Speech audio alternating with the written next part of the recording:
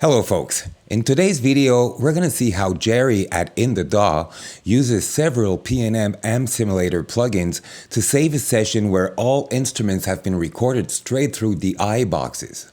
As described in previous videos, each plugin Mix V.I.P plugin does only one thing, but they do their task extremely well. Jerry takes advantage of that to dial in great sounding instrument tracks out of a home recording session. As a result, the bass, guitars, and keys sit perfectly well in the mix without having to use complicated or expensive amp simulation software. Go for it, Jerry. Thank you for that awesome intro once again, Eric.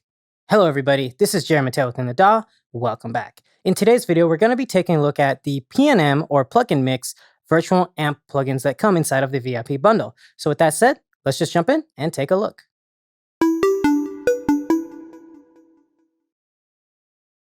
So, like I said earlier, we're really going to be focusing on the amp simulators inside of the V.I.P bundle. And this session is pretty cool because I'm utilizing 6 of them. And before we get started on talking about the plugins themselves, let me show you what they sound like. I'm going to highlight every single track and bypass the amp simulators. And you're going to be able to hear all the processing only without the amps. So let's just take a listen to the way that this mix sounds like without any amp simulators whatsoever. Here we go.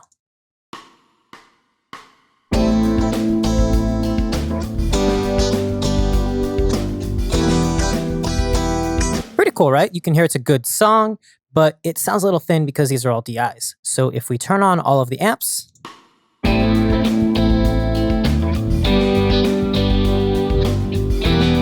that is a huge difference. That is a night and day difference. So I'm going to play this back for you one more time, and I'm going to bypass all the amps and turn them on so you can hear the huge difference that we get in here.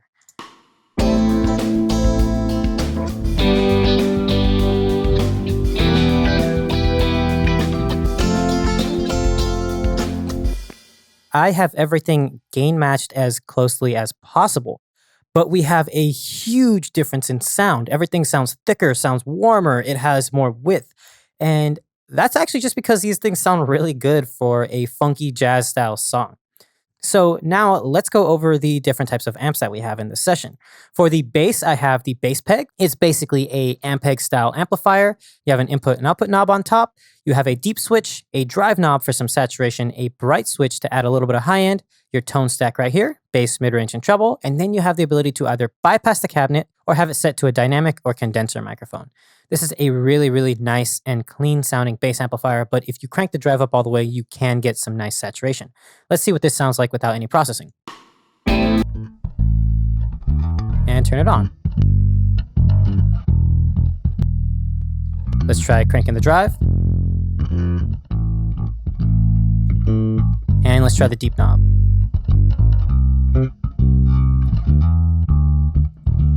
Pretty simple, right? It sounds good.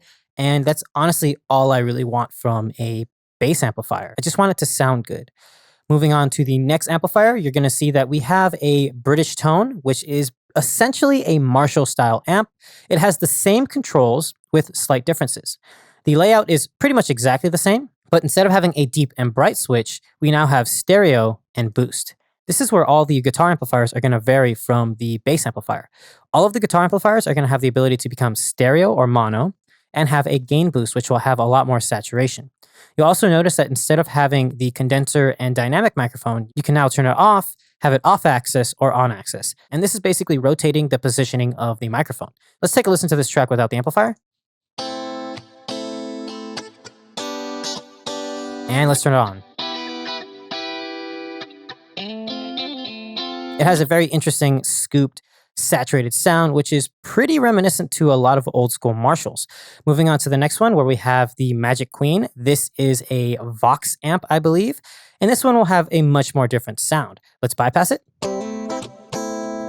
and turn it on. You'll notice that this has a much more mellow sound and it isn't as aggressive. In fact, it's a lot cleaner and it's something that I like to use to help thicken up a sound.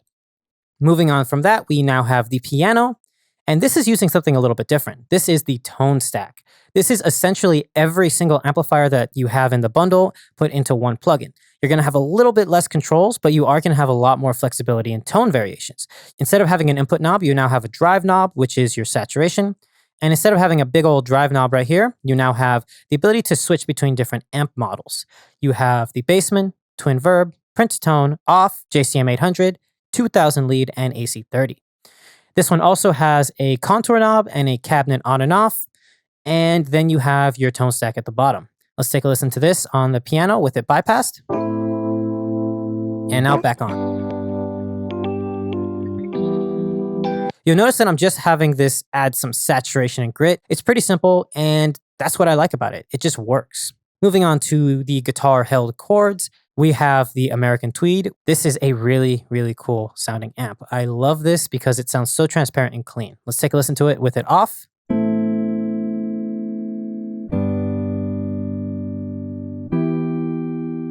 So you can hear that this is a very dark sounding guitar. Let's turn on the American Tweed.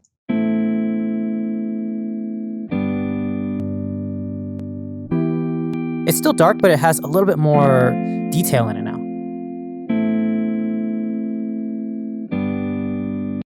Now what I want to do is try switching the off and on axis so you can hear the difference. Much cleaner and much warmer. And that's it for this one. It's just very simple and clean. And then lastly, I have the guitar Pluck, which is really cool because I basically recorded it through all these pedals to get this interesting sound.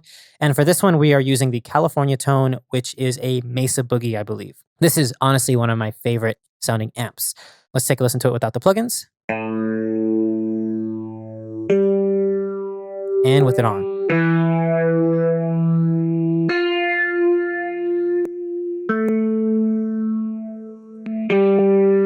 We have a little bit more saturation, we have a thicker sound, and it has a little bit more high end. And with all of that combined, you get a much fuller sound. So we're gonna bypass all the plugins once again and listen to this mix. And we turn them all on.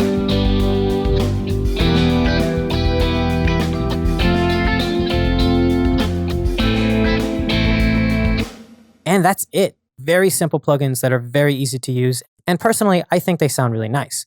With that said, that's going to be it for this portion of the video. I will see you guys in a few seconds. All right, you guys, so that is a few of the P&M V.I.P bundle amp simulation plugins. These are actually really cool, really powerful tools, and I really like how flexible they are, even though they're all built to be as simple as possible. And with all that said, that's going to be it for this video. I hope you guys enjoyed. This is Jeremy with In the Daw, and I'll see you guys next time. Bye. Thanks, Jerry. That really sounds amazing. It's incredible to hear how you ended up having bass and guitar sound as if they had been recorded with real amplifiers. A real session saver on that one. That's why many professional engineers use P&M plugins. They're fast and easy to use while providing amazing results.